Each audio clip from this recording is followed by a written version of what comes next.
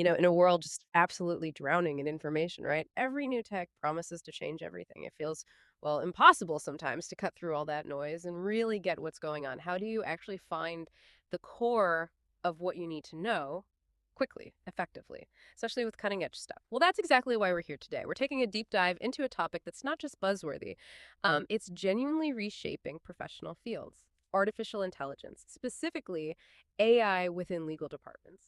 Is it truly revolutionizing how legal work gets done, or is it, more of a productivity hack? Let's see what the data actually tells us.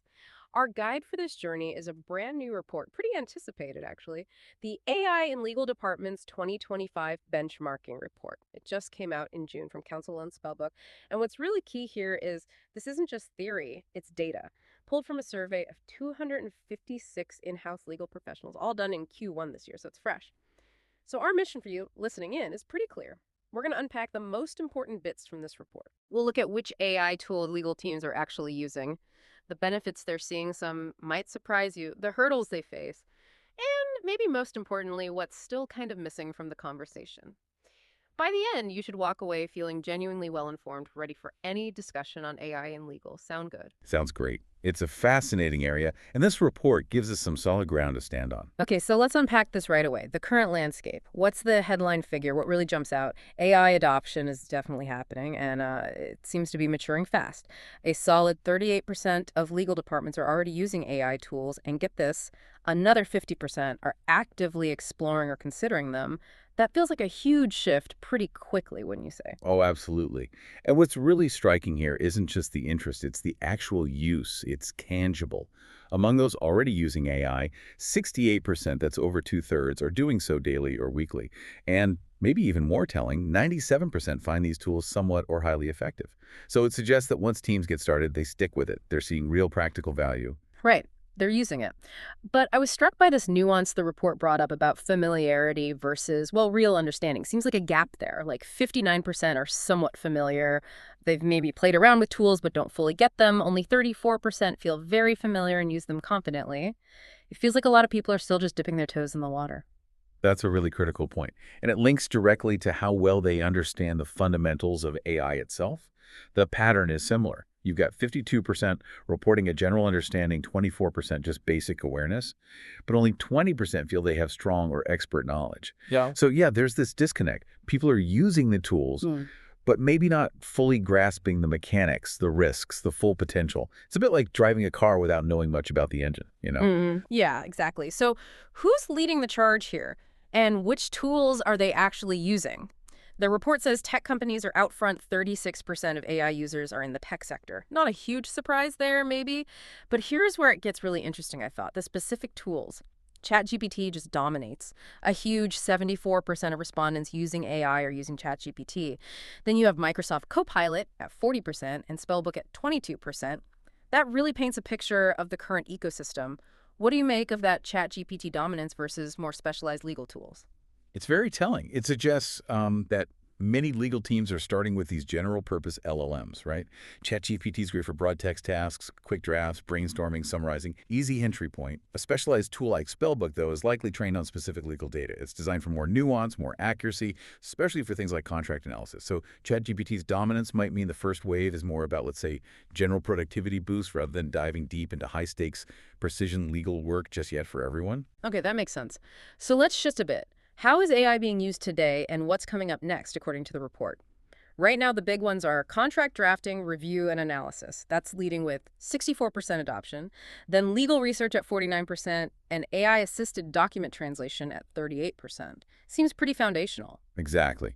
These are the core, sometimes repetitive tasks. It's the low-hanging fruit for efficiency gains.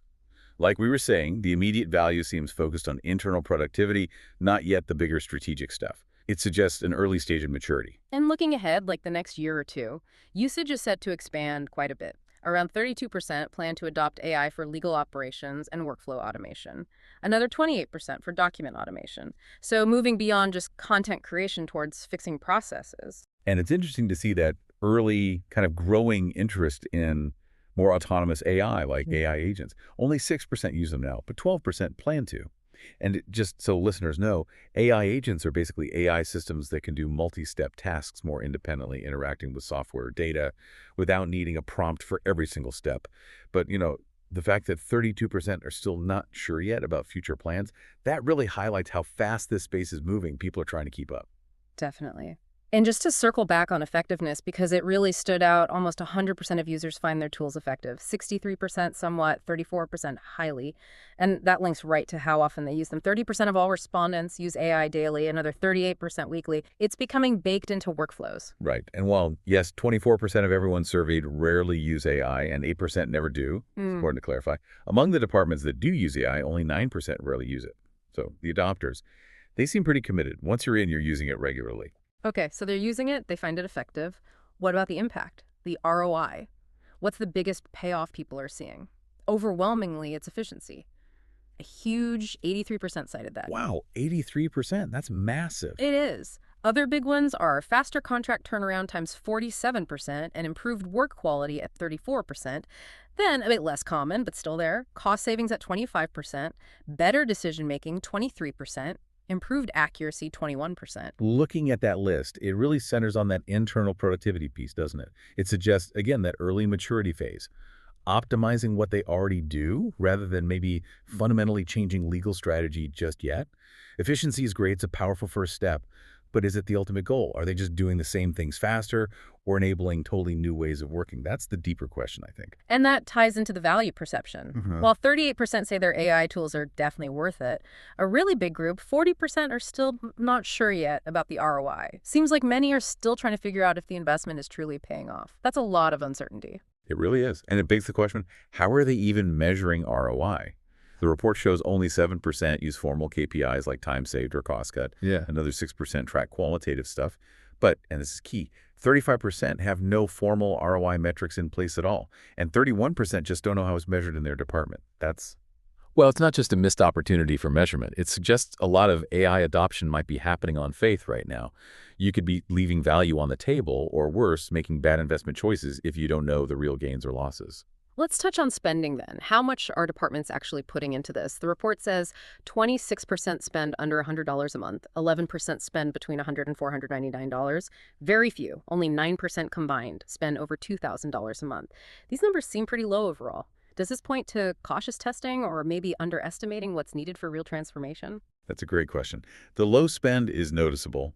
High-end enterprise stuff is still uncommon for most. It could be test and learn, absolutely. But it also reflects, all the freemium tools out there or AI bundled into existing software subscriptions. And interestingly, getting budget approval wasn't a huge hurdle for many. 23% said not difficult at all, 26% somewhat difficult, but 43% said not applicable, unsure. That might mean the initial cost is often minimal or hidden, making the true cost-benefit analysis even harder. Okay, left pivot to the challenges. What are the biggest roadblocks people face when actually implementing AI? The top two are pretty clear. Lack of trust or concerns about the quality of AI outputs, that's 60%, and data privacy concerns right behind it at 57%. Those are huge. Trust and privacy, core issues for legal. Definitely. Other big ones are lack of internal expertise, 41%, and integration challenges with existing systems, 36%. These seem like major scaling issues. Right. And it's interesting to compare those to other potential barriers. High costs, only 33%. Resistance to change, only 20% from legal, 20% from the wider company. Yeah. So it really hammers home that for legal teams, it's less about the usual budget fights or convincing people, and much more about trusting the AI's work and protecting sensitive data. That really speaks to the unique risks in legal. And how about that integration piece? How well do these tools play with existing tech stacks? Only 14% reported seamless integration. That's not a lot. 19% had minor issues they could fix easily. So yeah, only 14% seamless. And while another 19% found it manageable, you still have 8% reporting significant struggles.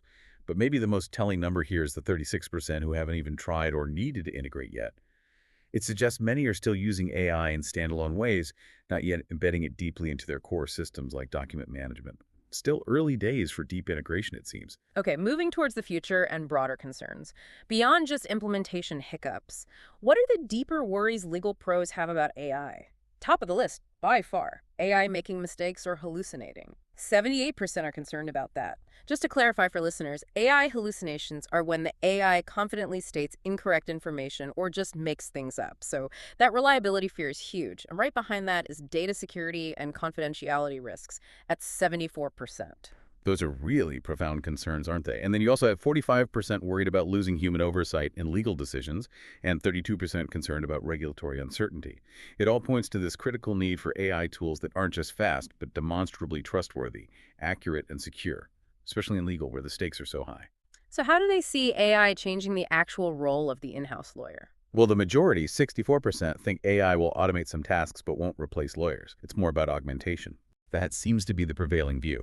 Augmentation, not replacement. Though 26% do foresee a significant transformation in how lawyers work, and only 10% think the impact will be minimal. So it's cautious optimism, maybe? Seeing AI as a powerful co-pilot, making lawyers more effective rather than making them redundant.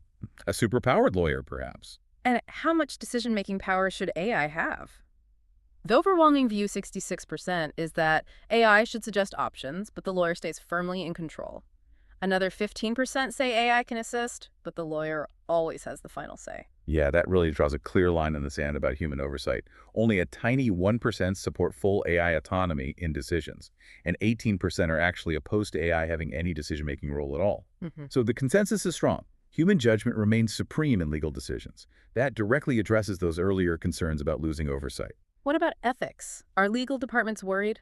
Well, 47% are somewhat concerned and 18% are very concerned. But interestingly, 32% are not concerned. So there's awareness, but maybe not universal alarm. It seems like a measured response. People are thinking about it, but maybe not panicking yet. Some might feel they have it handled, or maybe the ethical frameworks just aren't mature enough yet to cause widespread worry.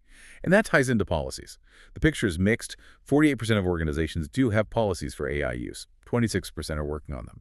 But that leaves 21% with no formal policies yet. As adoption grows, that gap needs to close. You really need guardrails. Right. And what about their external counsel, like the law firms they hire? How do they feel about them using AI? 63% expect any cost savings from AI used by external firms to be passed on to them, the client.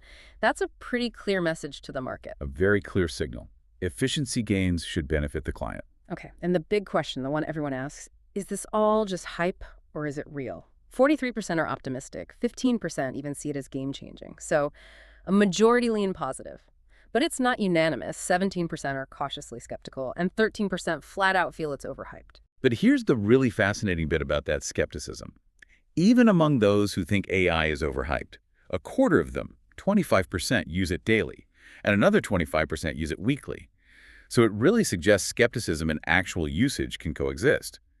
You might think the marketing is overblown, but still find the tool useful for specific tasks day to day. They're using it because it helps, even if they don't buy all the grand promises. That is interesting. Okay, this final section from the report really stood out to me. It goes beyond the numbers to what legal pros feel isn't being talked about enough, the missing pieces in the AI conversation. Exactly. It's kind of the what keeps you up at night part, beyond the stats. And the most prominent theme from the open-ended comments, it was the huge need for better training and skill development. So many people emphasize that these tools are only as good as the person using them. One person put it perfectly, something like, lawyers need training on AI prompting to get the full value. Ask bad questions, get bad answers. It really highlights that the human skill, knowing how to interact with the AI, is absolutely crucial. So training is number one. What else came up? The second major theme was that persistent worry about accuracy and reliability. The fear that AI still makes mistakes and you can't always trust its output for really high-stakes legal work. Someone literally said how inaccurate it is and the number of errors it makes. Another pointed out the risk of just trusting AI without checking, worrying about lack of accuracy and being able to detect material errors. It just reinforces why that human review, that oversight, is still so non-negotiable right now. Makes total sense. Was there a third main theme? Yes, the third big one was frustration about the lack of clear guidelines and regulation for AI in the legal space. People feel there isn't a cohesive framework. One person said basically, regulation from government, we don't understand it, so how can they regulate it properly? There's a real call for clearer rules, for standards to make sure AI is used ethically and responsibly. The industry seems to be looking for guidance here. Okay, so wrapping this all up, what's the bottom line from this deep dive? We've seen AI adoption is definitely real. It's growing fast in legal departments, mostly driven by that search for efficiency. But it's also really clear this is still a maturing field. There are obvious benefits, yes, but also pretty significant hurdles. Trust, data privacy, getting the right expertise. So back to that opening question. Revolution or productivity hack? Right now, the data suggests it's a powerful productivity hack that could spark a revolution, but only if these deeper issues of trust, training, and guidance get addressed. I think that's spot on.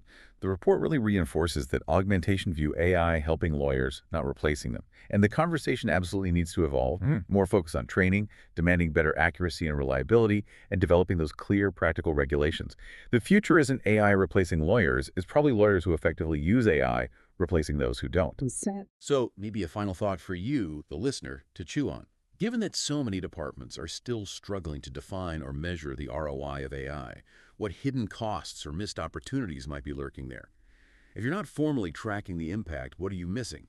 And thinking beyond just efficiency, what unique metric could you come up with to truly capture the value or maybe even the risk of AI in your own professional world?